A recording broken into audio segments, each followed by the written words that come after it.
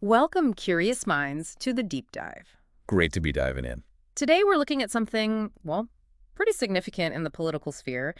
Elon Musk announced on July 5th he's forming a new political party. The American Party, that's right. Yeah, the American Party. So our mission today is to unpack this. What's behind it?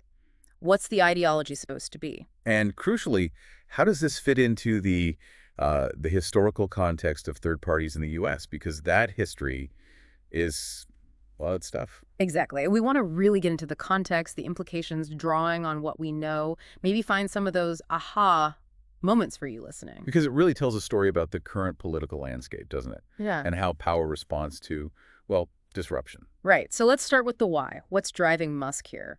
Sources point strongly to his dissatisfaction with Trump's Big Two Media Act. Yeah, that phrase is interesting. It seems to capture his view that the two major parties kind of operate in a way that maintains their own power, their duopoly. Almost like a closed shop, limiting the conversation. It's a pretty sharp criticism, isn't it? It really is. And he hasn't been shy about criticizing the Republicans specifically. Oh, right. The point about controlling all branches of government, but still racking up, was it $5 trillion in debt? Exact, a record amount. He sees this huge gap, apparently, between what they say and what they do fiscally. Like there's an opening for something different. So if that's the frustration, what's the goal for the American Party? It sounds like it's not necessarily about winning outright. Well, the stated aim is to be a key minority in Congress. The idea is to, hold some sway. Influence legislation, maybe nudge things towards public opinion when the big two are deadlocked? That seems to be the strategy. Which brings us to their ideology, or what we can piece together. What does that look like based on his past statements? It seems to boil down to two main things. Fiscal conservatism, definitely. And then this focus on active investment in, future industries. Tech, innovation. Okay, so less about the old ideological fights, maybe. More commercially focused. Yeah, positioning themselves as financially smart, business-minded, reform-oriented. Reducing regulations is a big theme, too. Which definitely has echoes of libertarianism, when you say. Absolutely. You can see that influence there, trying to carve out a specific niche. Okay, so ambition. Key minority.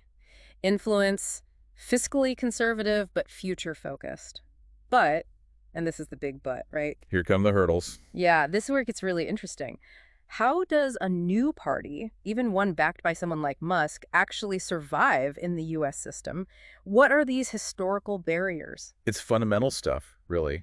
First, you've got the winner-take-all system. Explain that simply. How does it work against third parties? Well, basically, in almost every election for Congress, only one person wins per district. You need the most votes in that district. So even if you get, say, 15% of the vote across the whole country? You could still end up with 0 seats in Congress because you didn't get the most votes in any single district. It massively favors the two big parties. Wow. Okay, that's a big one.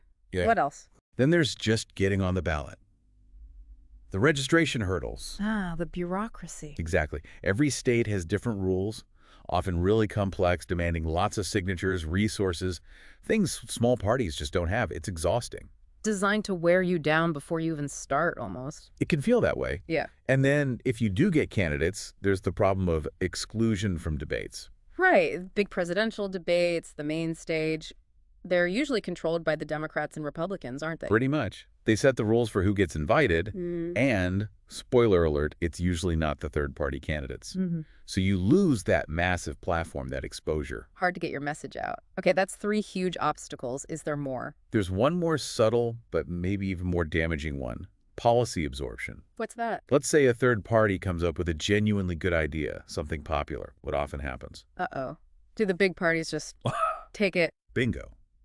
One or both of the major parties might just adopt that policy themselves. Which sounds good, maybe, but it cuts the legs out from under the third party. Right. It makes them seem less unique, less necessary. People think, oh, well, the Democrats, Republicans are doing that now, so. Exactly. Why vote for the little guy? It's a tough cycle. So systemic hurdles galore. And on top of that, you get the immediate pushback from the current players, like Donald Trump's reaction. Yeah, that was swift. He called the whole idea absurd, chaos-inducing. Yeah. Really emphasized, history. The history of third parties failing, basically. Right. And he didn't stop there, did he? He mentioned warnings he supposedly gave Musk. Right, about potentially canceling EV tax exemptions if he gets reelected, and even suggesting a review of Musk's government contracts. Yeah. That's direct pressure. It definitely sounds like it. And is this pressure showing up elsewhere?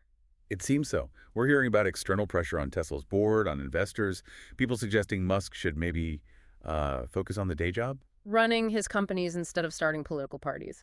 Right. And there was that specific example with Fisker Bach, an ally of Trump, apparently used to support Musk. What did he do? He told Tesla's chairman his fund was actually delaying the launch of a Tesla ETF, and the reason given, Musk's new political focus.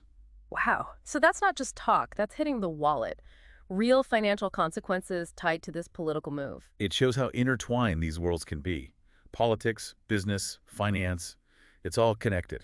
So let's try and wrap this up. We've got this picture of, well, a powerful individual launching a new political venture.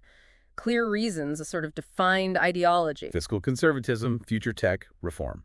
But stepping right into this political system that is just notoriously hostile to newcomers. Absolutely. Those hurdles we talked about, the winner-take-all districts, the ballot access, the debate exclusion, the policy absorption, they're systematic. They've tripped up countless others before. It's a formidable set of challenges, regardless of who is behind the party. History is definitely not on his side in this endeavor.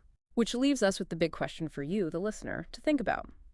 What does this actually mean for American politics going forward? Can someone like Elon Musk, with his resources and profile, actually reshape this entrenched two-party system? Or, despite all the noise and ambition, will we just see history repeat itself once again? Something to definitely keep an eye on.